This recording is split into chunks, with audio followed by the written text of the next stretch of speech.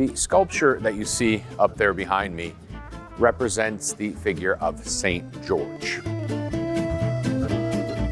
It was carved by Donatello around the year 1417 for the Sword and Armor Guild of Florence. In fact, before being moved here to the Bargello, this statue was once on one of the more famous churches of Florence, which is called Or San Michele.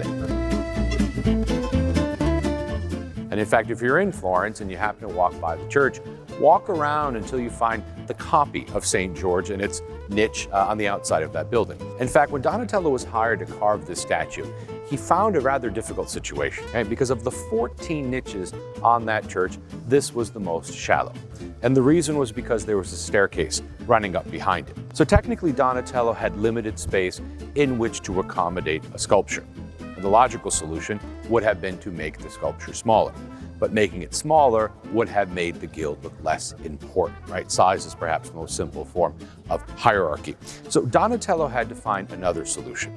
And his solution here for St. George was ingenious. Is Donatello St. George standing in contrapposto? Yes, right? You can see that the parts of his body are in fact in opposition to each other.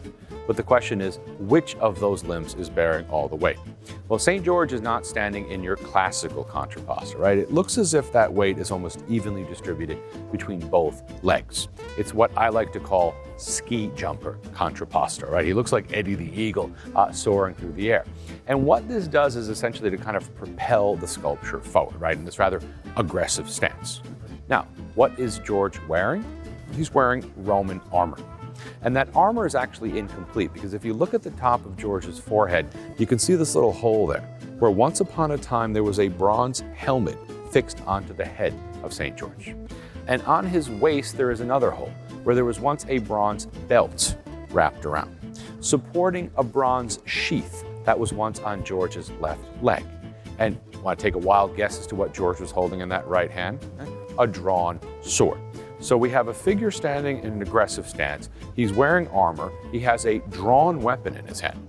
And if we look carefully at that face of George now, these words will echo again quite soon. The furrowed brow of St. George, those fixed, focused eyes of George, the flared nostrils, the puckered mouth, the tense neck, right? In other words, what Donatello has done is transformed a limitation or disadvantage in that shallow niche in which he's working into an advantage, because he is the first to actually depict a statue now in a narrative context. In other words, this is not just George standing there outside of time and space, as most sculptures do, but this is George at the very climax of the story, where he has ridden out to meet the dragon head on in combat, right? And so the idea that essentially we have George up top, ready to fight the dragon, and then George down below in the relief sculpture instead slaying that dragon.